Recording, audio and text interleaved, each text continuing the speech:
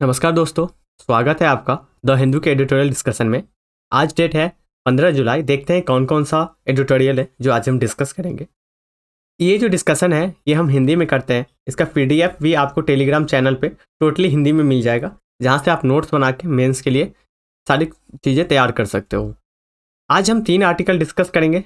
पहला जो आर्टिकल रहेगा वो चाइना और अफ्रीका के बीच में रहेगा। ठीक है, चीन में अफ्रीका में चीन का बढ़ता दबाव, ठीक है, बढ़ती, इसमें भारत का क्या परफेक्ट है इसको हम देखने की कोशिश करेंगे। दूसरा है कॉलेजियल सिस्टम, देखेंगे लोकतंत्र में कॉलेजियल सिस्टम क्या होता है। उसके बाद सतत आर्थिक सुधार के बारे में हम देखेंगे, इकोनॉमी से रिलेटेड से क्या है। देखते हैं पहला आर्टिकल है चीन अफ्रीका में चीन का बढ़ता दबाव और बढ़ती हस्तक्षेप। ये आप जीएस पेपर 2 के अंतर्राष्ट्रीय संबंध से आप लिंक कर सकते हैं। इसमें संदर्भ ये है कि अफ्रीका जो है, ठीक है, एक अफ्रीकन कंट्री है, उसमें चाइना अपनी दबाव बढ़ा रही है, ठीक है, दबदबा बढ़ा रही है। चाइना क्या है, अफ्रीका में चाइना सबसे बड़ा व्यापारिक साझेदार बनना जा रहा है, में से एक है, बनते जा रहा है। यहाँ पे वो अपनी जो निगम क्षेत्र और बुनियादी ढांचे बाजार है उसमें हावी बन रहा है और अपना दबदबा कायम कर रहा है। और उसके साथ साथ अब क्या करना स्टार्ट किया अफ्रीका कि एग्रीकल्चर इंफ्रास्ट्रक्चर क्षेत्र में भी प्रवेश करना चालू कर दिया है अफ्रीका में। ठीक है, चीन जो है वो अफ्रीका के अंदर अपना जो एग्रीकल्चर है, कृषि क्षेत्र है, उसमें भी बढ़ाना स्टार्ट कर दिया है। सेकेंड थिंग ये है कि अब क्या हो रहा है, चीन में लेबर कॉस्ट बढ़ रही है, ठीक है, इन सारी चीज़ें बढ़ रहा है, लेकिन अफ्रीका में अभी भी लेबर कॉस्ट कम है। इसके लिए चाइना से जितने भी कंपनी है अब अफ्रीकन कंट्री में शिफ्ट हो रहे हैं। चीन के जितने भी कंपनी है अफ्रीका में शिफ्ट हो रहा है। जैसे औद्योगिक पार्क हो गया, आर्थिक क्षेत्र में कम लागत, ठीक है, आर्थिक क्षेत्र होगी डेवलप, जहाँ पे आपको क्या होता है, श्रमिक लागत कहाँ पे बढ़ रही है, चाइना में, ठीक है, उनकी समान प्रतिस्पर्धा वहाँ पे डेवलप हो चुका है, तो इनको यहाँ पे लाने की ज़रूरत है। उसके बाद चाइना चाहता है कि अनुभव लेना चाहता है अफ्रीका में, कि जिससे कि हम अपना प्रबंधन जोखिम और पूंजी निवेश है जो हम ज़्यादा से ज़्यादा कर पाए अफ्रीकन कंट्री में। अफ्रीका से एक्चुअली लाभ क्या होता है, सबसे बड़ी बात है चाइना अफ्रीका में काम करना क्यों चाहता है, और चाइना के लिए लोभ लालच क्या है अफ्रीका से। चाइना के लिए लालच सबसे ज़्यादा जो है अफ्रीका से, वो पहला है कि उसका प्राकृतिक संसाधन, जिसका सदुपयोग नहीं किया है अफ्रीकन कंट्री ने, वो चाहते हैं कि प्राकृतिक संसाधन पे कब्जा किया जाए। दूसरा, वन चाइना पॉलिसी को बढ़ाया जाए वर्ल्ड में, ठीक है। और तीसरा चीज़ है कि वर्ल्ड में एक चीज़ जाए, मैसेज जाए, यूएन के जितने भी सदस्य हैं, मेंबर्स कमिटी सदस्य हैं, उनमें चाइना का दबदबा बढ़े। यूएन के जितने भी सदस्य देश है, ठीक है, संयुक्त संघ के जितने भी सदस्य देश हैं उसमें चाइना का दबदबा बने, इसलिए चाइना अफ्रीका में जाके काम करने के लिए इच्छुक है। ठीक, इसमें और चीज़ें देखिए, चाइना क्या चाहता है कि एक चाइना जो है ब्रांड बने, चीन जो है ना ब्रांड बने, राइट, जिसका जो माल है उसकी एक अलग मानक तैयार किया जाए, उसका अल्पकालीन और मुनाफे के को अनदेखा भी करता है। यदि आप शॉर्ट टर्म में देखें तो यदि उसको लॉस होता है, ठीक है, लॉस को झेलने के लिए तैयार है, लेकिन वो लॉन्ग टाइम के लिए काम करता है। कौन? चीन। चाइना जो है लॉन्ग टाइम के लिए अपने एक विजन लेके तैयार है कि ब्रांड चाइना चलना चाहिए हमारे पास। उसके बाद नेक्स्ट पॉइंट ये है कि जैसे वेस्टर्न कंट्री है, ठीक है, पश्चिमी जो देश है उसकी जो बढ़ती दबदबा है वैश्विक स्तर पे, उसको कम करने के लिए और एक चुनौतियां प्रदान करने, कंपटीशन में, ऑप्शन में ये बढ़ रहा है चाइना, कि हम इस कंट्री के पास एक ऑप्शन बन के जाए। चाइना क्या करता है पता है आपको? एक ब्लैंक चेक दे देता है, आप एक ब्लैंक चेक लीजिए, आप भरिए कितना लेना चाहते हैं। उस तरह से चाइना लोभ देता है, लालच देता है कि आप कैसे भी करके हमारे पास आ जाइए, जिससे कि जो वेस्टर्न कंट्री है उनकी जो बढ़ती शक्तियाँ है, ठीक है, पश्चिमी देशों की बढ़ती जो शक्तियाँ है उनको कम से कम किया जाए। उसके बाद चाइना में क्या किया जा रहा है, विकसित किया जा रहा है, ठीक है, विकास ये किया जा रहा है कि कृषि तकनीकों को विकास किया जा रहा है, फॉर्म को प्रौद्योगिकी प्रदर्शन केंद्र स्थापित किया जा रहा है, नए फसल के किस्मों को विकसित किया जा रहा है, कौशल परीक्षण दिया जाए, आपको क्या क्या ट्रेनिंग दिया जा रहा है सभी को, ठीक है, ये सारी चीज़ें डेवलप कर रहा है अफ्रीका में चाइना की तरफ से डेवलप किया जा रहा है, ये सारा पॉइंट। अब देखिए चाइना के कुछ आलोचना भी होता है, कहाँ पे? अफ्रीका में। इसके आलोचना क्या है इसमें आलोचना है ये कि चीनी प्रवासी, चाइना क्या कर रहा है कि चीनी की जो नागरिक है वो अफ्रीका में उनको बसा रहे हैं, यहाँ पे ला रहे हैं। ये इनको यहाँ पे क्या कर रहे हैं, इसका आलोचना किया जा रहा है। एक तरफा व्यापार, ये एक तरफा व्यापार हो रहा है, दोनों तरफ से नहीं हो रहा है। सिर्फ यही सामान को ला रहे हैं, यहाँ से कुछ नहीं जाएगा, यही ला रहे हैं। यहाँ पे एक सबसे बड़ा मार्केट भी है, चाहे वो अफ्रीका मार्केट के तौर पे भी है।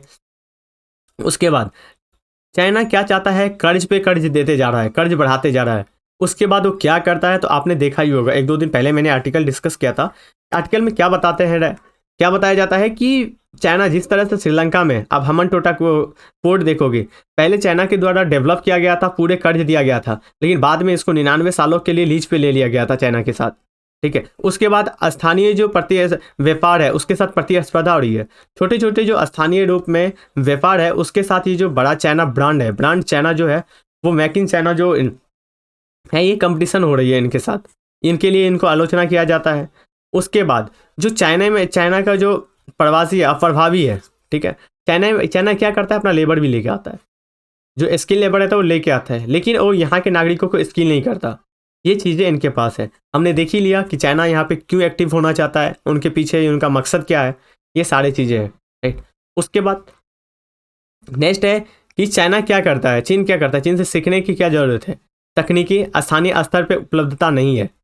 ये तकनीकी और स्थानीय जो ये टेक्नोलॉजी सिखाते हैं, जैसे इन्होंने टेक्नोलॉजी जो सिखाया, लेकिन वो अफ्रीका में वो टेक्नोलॉजी एक्टिव नहीं है, उसकी अभाव है। आपने जो टेक्नोलॉजी सिखा दिया लेकिन उसका तो अभाव है, यहाँ पे चल रही है। उसके बाद संसाधन का अभाव को सिखाने के लिए पाठ पढ़ाया जाता है। उसके बाद लैंग्वेज भाषा का भी है। अब सवाल उठता है कि भारत क्या करता है अफ्रीका में, भारत कर क्या रहा है। देखिए भारत जो कर रहा है, पहला पॉइंट, भारत सॉफ्ट पॉलिसी की तरह काम करता है। भारत यहाँ पे अपना प्रोजेक्ट लॉन्च करता है। उस प्रोजेक्ट में भारत वहाँ के जो वो है लोकल नागरिक है, ठीक है, जो लोकल है, जो वहाँ के निवासी है, उन्हीं को ट्रेन करता है और उन्हीं को रोजगार देने का काम करता है। यहाँ से वो कुछ नहीं ले जाते। तो उसके बाद वहाँ पे डेवलप किया जाता है इंफ्रास्ट्रक्चर को, और पीपल टू पीपल कनेक्शन को डेवलप किया जाता है। मतलब एक नागरिक दूसरे नागरिक के बीच में कनेक्शन, इसके संस्कृति को, सारी चीज़ों को हम कनेक्शन करते हैं, जो चाइना नहीं करता, पीपल टू पीपल कनेक्शन नहीं करता। हम वो जो व्यापार का जो कर्ज है, वो कर्ज भी हम ज़्यादा नहीं बढ़ाते हैं। उसके बाद हमारे दोनों के बीच में एक तरफा व्यापार नहीं होता, दो तरफा व्यापार होता है। हम भी कुछ एक्सपोर्ट करते हैं या इंपोर्ट करते हैं वहाँ से भी, और यहाँ पे ही देते भी हैं। दोनों चीज़ें यहाँ पे उपलब्ध है। तो हमने देखा कि किस तरह से चीन अफ्रीका में अपना दबदबा कायम कर रहा है, और भारत का इस लेवल पे भारत क्या कर रहा है अफ्रीका में, ये चीज़ें। तो ये आर्टिकल हमने पूरा डिस्कस किया। नेक्स्ट आर्टिकल देखते हैं कौन सा है। नेक्स्ट आर्टिकल है वो कॉलेजियम सिस्टम से रिलेटेड है। कॉलेजियम सिस्टम होता क्या है, ये कॉलेजियम सिस्टम जो है ये सुप्रीम कोर्ट या हाई कोर्ट, उच्च न्यायालय या उच्चतम न्यायालय में जज को नियुक्ति करने से रिलेटेड है, ठीक है। नियुक्ति करने के लिए जो सिस्टम बनाया गया है उसकी बोला जाता है कॉलेजियम सिस्टम। उसमें आपको लोकतंत्र, ये जीएस पेपर 2 के न्यायपालिका से आप इसको लिंक कर सकते हैं। संदर्भ क्या है, संदर्भ ये है कि लोकतंत्र की रक्षा के लिए संविधान में एक संस्था दिया गया है, जो संस्था है न्यायपालिका। न्यायपालिका जो भारतीय को और एक लोकतंत्र को एक गौरवान्वित करता है, क्योंकि ये जो न्यायपालिका है यही हमें अपना फंडामेंटल राइट है, नेचुरल राइट है, सारी चीज़ों को प्रोटेक्ट करने के लिए हमारे पास आते हैं उनको, राइट। नेक्स्ट आगे क्या है, आगे कॉलेजियम सिस्टम का बात किया जाता है। कॉलेजियम सिस्टम कब स्टार्ट हुआ था, ये द्वितीय न्यायाधीश मामले में 1992 में सुप्रीम कोर्ट ने माना था कि कॉलेजियम सिस्टम, ठीक है, जिसमें क्या होगा, भारत के जो मुख्य न्यायाधीश है और सर्वोच्च न्यायालय के 4 वरिष्ठ न्यायाधीशों का एक सिस्टम बना रहेगा। जैसे देखिए ये है, उसके अंदर 4, ये 5 मिल के एक ये रिक्वायरमेंट करते हैं, किसको सिफारिश करते हैं, राष्ट्रपति को। ये इन्होंने बता दिया कि ए पर्सन जो है इसको सुप्रीम कोर्ट में नियुक्त किया जाना चाहिए जज के तौर पे। अब ये नियुक्ति के लिए सुप्रीम कोर्ट को सिफारिश करता है, परंतु इसकी जो प्रवृत्ति होती है इसके लिए सुप्रीम कोर्ट और राष्ट्रपति को ये सिफारिश करते हैं, राष्ट्रपति इसको मना नहीं करते हैं।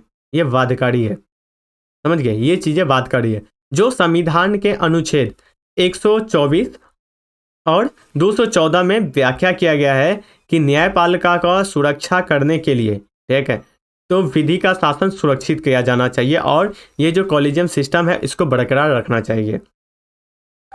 अब एक चीज हुआ था कि राष्ट्रीय न्यायिक नियुक्ति आयोग की गठन किया गया था। ये कब किया गया था? संविधान संशोधन 99वां संविधान संशोधन 1914 को इसको नियुक्ति किया गया था। इसमें ये प्रावधान किया गया था कि एक सिस्टम बनाया जाएगा जिसमें मुख्य न्यायाधीश होंगे, भारत के मुख्य न्यायाधीश होंगे जो अध्यक्ष होंगे, उसके साथ 2 वरिष्ठ न्यायाधीश होंगे, केंद्रीय मंत्रिमंडल होंगे और जैसे सीएजी हो गया, प्रधानमंत्री हो गया, विपक्ष के नेता हो गया, लोकसभा के बड़े सदस्य विपक्षी, ठीक है, ये होंगे। इनके द्वारा एक कॉलेजियम सिस्टम बनाया जाएगा। यही जज को नियुक्ति के लिए दे सकते हैं। लेकिन सुप्रीम कोर्ट ने इसको, ठीक है, ये जो प्रावधान था, ये जो कानून था, ठीक है, इसको इन्होंने असंवैधानिक घोषित कर दिया, इसको खत्म कर दिया। असंवैधानिक घोषित करके इसको क्या कर दिया इन्होंने? खत्म कर दिए। तो ये जो राष्ट्रीय न्यायिक नियुक्ति आयोग को खारिज कर दिया गया था। इनका कहना था कि लोकतंत्र को बढ़ाए रखने के लिए यदि इसको न्यायपालिका को आगे बढ़ाना है, न्यायपालिका को पारदर्शी रखना है, आगे करना है, तो इसमें कार्यपालिका का हस्तक्षेप नहीं होना चाहिए। जैसे आपने देखा कि कानून मंत्री किसका पार्ट है? कार्यपालिका का पार्ट है। प्रधानमंत्री होंगे, कार्यपालिका का पार्ट है। लोकसभा का कोई सदस्य है, ठीक है, वो विधायिका का पार्ट हो गया। तो कार्यपालिका और विधायिका का सदस्य इसमें नहीं शामिल हो सकते। इसमें ये निष्पक्षता की कमी हो जाएगी, ये इनका कहना था। आलोचना किया जाता है अभी जो प्रेजेंट में, वर्तमान में जो कॉलेजियम सिस्टम चल रहा है जज को नियुक्ति करने के लिए, उसका आलोचना ये होता है कि इसमें अस्पष्टता नहीं होती। उसके बाद पारदर्शिता की अभाव होता है। उसके बाद भाई भतीजावाद वाला संभावना चलती है। आरोप ये भी लगाया जाता है कि जब उम्मीदवार को नियुक्त किया जाता है तो उनके गुणों को कमी, यदि गुण में उनका कमी है, फिर भी वैसे भी उम्मीदवार को नियुक्त कर लेते हैं, जिससे क्या होता है कि नियंत्रण और संतुलन के जो सिद्धांत है, इस सिद्धांत कमजोर पड़ जाता है। जैसे आप देखो कि किसी भी पार्टी के द्वारा यदि किया जाएगा, तो यदि वो अपने भतीजेवाद या भाईवाद को करेंगे तो एक जो टैलेंट होगा वो टैलेंट पीछे रह जाएगा। जो प्रतिभा होती है, ठीक है, जिनके पास प्रतिभा है वो प्रतिभा पीछे रह जाएगा। ये सिस्टम है, इसलिए इनका आलोचना किया जाता है कॉलेजियम सिस्टम को। हमने देखा कि किस तरह से कॉलेजियम सिस्टम के लिए कानून बनाया गया था, 99 संविधान संशोधन अधिनियम। ये सारा चीज़ें हमने देख लिया कि किस तरह से काम करती है सिस्टम, क्या करती है, लेकिन इसको असंवैधानिक घोषित कर दिया गया था। तो हमने देखा कि कॉलेजियम सिस्टम कैसे काम करती है, सरकार के द्वारा क्या लाया गया था, फिर सुप्रीम कोर्ट ने किस आधार पर उसको खत्म कर दिया। देखते हैं आप दूसरा आर्टिकल। नेक्स्ट आर्टिकल कौन सा है? नेक्स्ट आर्टिकल है, यह है सतत आर्थिक सुधार। सतत आर्थिक सुधार जो जीएस पेपर 3 के आप अर्थव्यवस्था से लिंक कर सकते हैं। इसका संदर्भ क्या है? संदर्भ ये है कि कोविड का सेकेंड वेव आने के बाद हमारे जो वित्त मंत्री है निर्मला सीतारमण, इन्होंने 28 जून को एक पैकेज की घोषणा की। इन्होंने पैकेज का घोषणा किया जिसमें इन्होंने बताया, कुछ फ्रेमवर्क लाया। इन्होंने बताया कि अब टीकाकरण पे ध्यान दिया जाएगा और टीकाकरण को ज़्यादा किया जाएगा, जिससे कि जो तीसरी लहर है उससे बचा जा सके, उस पर बचाया जा सके। उसके बाद जो एमएसएमई और ग्रामीण क्षेत्र है, ठीक है, ग्रामीण भारत है, उनको आवश्यकता है कि ज़्यादा से ज़्यादा चीज़ें पहुँचाए। क्यों? क्योंकि ऐसा है कि पहली जो लहर आई थी उसमें ग्रामीण क्षेत्र ज़्यादा प्रभावित नहीं हुआ था, लेकिन दूसरी लहर में ग्रामीण क्षेत्र ज़्यादा प्रभावित हो गए थे। तो इसलिए इस बार इनको ग्रामीण क्षेत्र पे भी ध्यान देने की जरूरत है, जो इस पैकेज में किया गया है।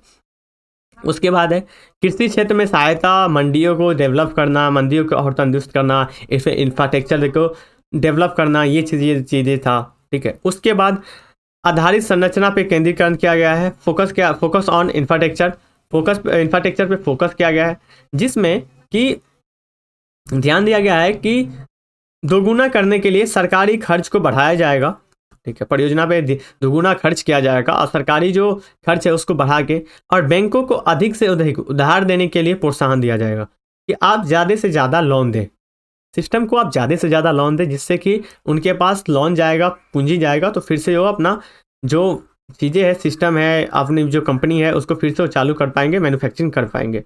उसके बाद राष्ट्रीय अवसंरचना पाइपलाइन जो सही कदम है, इसको चलाया गया है। नेक्स्ट निष्कर्ष ये बताया जाता है कि अभी हमें एक जो निष्कर्ष ये है कि जो भी समस्या होती है, समस्या एक सामने हमारे पास आता है, उस समस्या का एक ही कहना रहता है कि आप प्रत्येक संकट जो होता है आपके पास भी, आप भी आईएएस की तैयारी करते हो, यूपीएससी की तैयारी करते हो, आपके पास बहुत सारी समस्या आए होंगे, खासकर लॉकडाउन के टाइम में, उसके बाद भी।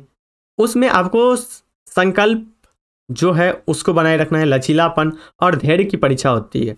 जो इंडिया को लिया गया है, इंडिया वो भली भांति पूरा करने में संभव किया है, और इसको आप, ये जो आपकी चुनौतियां है उसको आप समझें और वास्तविक रूप से इनमें जो संभावना है उसको देखें और उसको भारत के सामने लाए और उसका पूरा करने का कोशिश करें।